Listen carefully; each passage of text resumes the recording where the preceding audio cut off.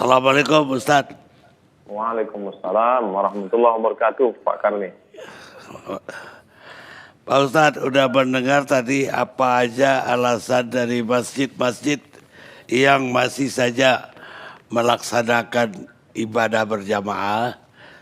Mereka juga berkeyakinan bahwa itu lebih bermanfaat dibanding sholat sendirian di rumah.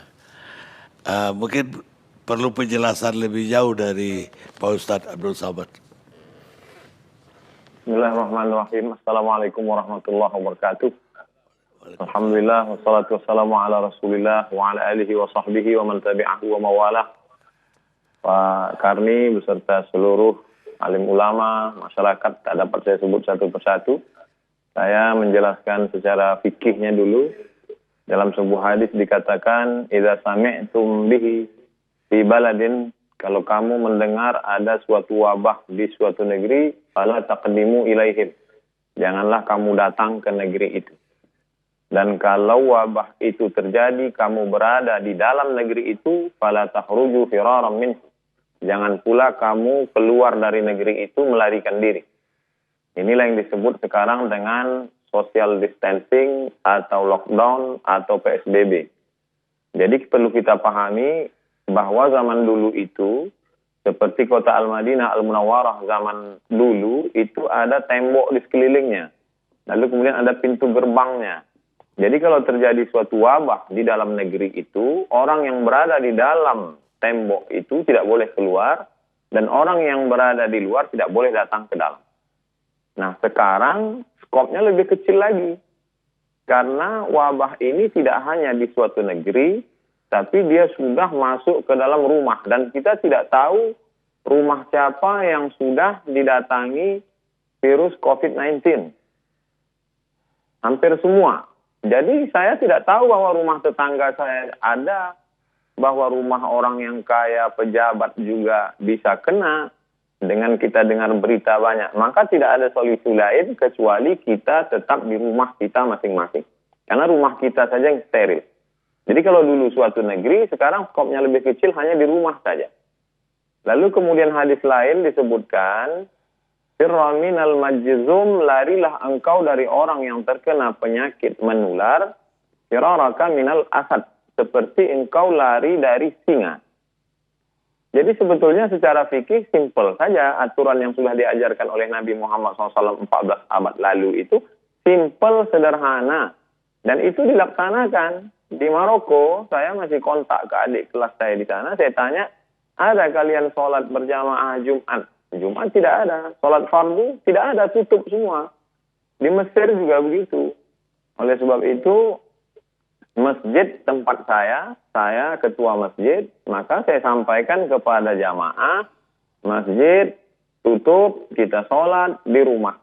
Saya buatkan video tutorial dari mulai tarawih di rumah, witir di rumah, tadarus di rumah, sholat zuhur pengganti Jumat, bahkan sampai di video tutorial itu sampai ke sholat Idul Fitri di rumah, lengkap dengan dalil-dalil fikihnya. Tapi kan yang jadi masalah, tidak semua ketua masjid didengar oleh jamaahnya. Di beberapa tempat justru ketua masjid itu dikudeta oleh jamaahnya. Jadi dia dipecat jadi ketua masjid. Karena memang masjid itu dibangun oleh jamaah, ustadz-ustadznya diundang oleh jamaah, keuangannya murni jamaah. Maka ketika ada larangan, mereka bisa berkata, ini masjid kami yang bangun semuanya. Maka jadi sebenarnya masalahnya tidak sesimpel sederhana fikih. Tapi di sana ada masalah sosial, di sana ada masalah ekonomi. Jadi ketua masjid hanya bisa melakukan apa yang dia mampu saja. Bahwa di masjid itu saya membagi jamaah masjid itu 3 level. Yang pertama, yang hebat-hebat seperti harimau. Dia makan orang satu, itu setahun dia tidak perlu cari makan lagi. Kenyang setahun. Ini jamaah yang paling hebat. Yang nomor 2, ular sawah. Dia kalau makan kambing 1 kali, sebulan dia tidak perlu cari makan. Ini pun juga selamat. Tapi ada jamaah kita yang ayam kampung. Dia ceker pagi, makan siang, cari siang, makan sore. Maka ini yang kita data. Kita data berapa orang Jamaah yang mampu-mampu tadi kita buka rekening, kita terima bantuan, kita salurkan ke jamaah kita. Tidak kita ajak ke masjid, tapi mereka punya keterikatan emosional dengan masjid. Dulu ketika masa sulit, kamu dibantu oleh masjid. Ketika di PHK tidak ada kerja, sulit makan, maka masjid menolong. Maka bantuan ini kami bagi menjadi 3. Tanggal 10 April persiapan Ramadan, 10 Mei persiapan Idul Fitri, 10 Juni andai ini berlanjut. Jadi tidak hanya sebatas fikih, tapi di sana ada masalah sosial.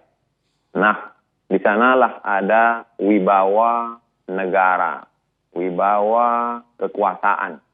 Oleh sebab itu, insya Allah jamaah akan mendengar kalau mereka perutnya kenyang, kalau mereka ada bantuan dan lain sebagainya. Jadi kalau berkutat masalah fikih ini kita tak akan selesai. Karena dia akan pakai pendapat ini, pendapat ini, pendapat ini. Banyak sekali. Tapi yang saya terapkan di masjid di tempat saya, kita tutup sampai nanti insya Allah ini damai, selesai, barulah kita buka lagi sholat. Tentang masalah sholat tarawih, orang bisa sholat tarawih di rumah. Karena Nabi SAW pun sholat tarawih malam pertama, malam kedua, malam ketiga, Nabi tidak keluar lagi. Khasyitu an tufrada alaikum, aku khawatir nanti diwajibkan kepada kamu.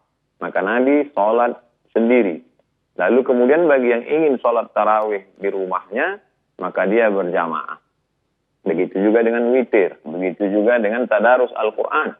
Adapun tentang masalah sholat Jumat, man tarakal jumu'ata salasa marratin, siapa yang meninggalkan sholat Jumat 3 kali tahawunan, karena menyepelekan Jumat, karena meremeh-temehkan Jumat. Adapun pada saat takut, pada saat khawatir, maka dalam Islam diajarkan la tulqu bi aidikum ila tahlukah. Jangan kau jerumuskan dirimu ke dalam kebinasaan. Hanya saja memang wabah zaman dulu berbeda dengan wabah zaman sekarang. Wabah pada zaman dulu hanya terjadi di Mesir saja. Syekh Ali Jum'ah pernah menulis bahwa dulu penduduk Mesir pernah 20 juta, lalu ketika diserang oleh wabah, hanya tinggal 2,5 juta saja. 17,5 juta semuanya habis. Bahkan ketika mereka ingin menolak bala ini, mereka kumpul bersama, membaca Sahih Bukhari, bertawassul kepada Allah, diharapkan dengan membaca Sahih Bukhari ini, maka wabah ini akan hilang. Justru dengan berkumpul ramai itu, wabah makin menyebar. Maka dikomentari oleh Al-Hafiz Ibnu Hajar Al-Asqalani, perkumpulan mereka membaca Sahih Bukhari untuk mengusir wabah itu tidak sesuai dengan sunnah Rasulullah SAW. Karena sunnah ketika terjadinya wabah adalah menjauh diri dari wabah seperti menjauhkan diri dari singa. Menjauhkan diri dari wabah, menetap di suatu tempat yang tidak ada wabah. Menetap di suatu tempat, kalau zaman dulu modelnya satu kampung, satu tempat. Tapi untuk saat ini, karena semua di dunia ini terkena, dan kita tidak tahu tempat mana saja yang kena, mana yang tidak, kecuali andai nanti ada suatu alat detektor canggih, cukup pakai layar saja.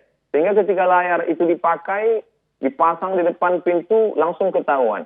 Ini ada virusnya, ini tidak. Yang tak ada virus, masuk masjid. Yang ada virus, masuk rumah sakit. Yang tak ada virus, masuk masjid. Itu baru bisa. Tapi untuk hari ini kita tidak tahu siapa yang ada virus, siapa yang tidak.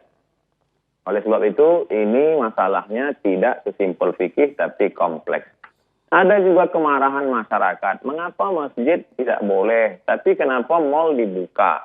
Mengapa masjid tidak boleh, tapi kenapa mereka dapat berita airport tetap masuk? Jadi kemarahan masyarakat itu lalu dibalaskan mereka, akhirnya mereka ke masjid. Sebenarnya saya melihat masalah ini terkait dengan banyak hal, Pak Karni. Demikian yang dapat saya sampaikan. Wallahu a'lam bishawab. Baik Ustadz, mudah-mudahan walaupun tausiah pendek, tapi mudah-mudahan bermanfaat untuk masyarakat banyak. Amin ya rabbal alamin. Baik yang sekarang masih melaksanakan sholat berjamaah, baik Jumat, tarawih, ataupun nanti sholat id, maupun yang sudah tidak melaksanakan, mudah-mudahan dapat manfaat dari tausiah. Terima kasih. Jazakumullah. Makasih Pak. Ustadz sudah bergabung bersama kami.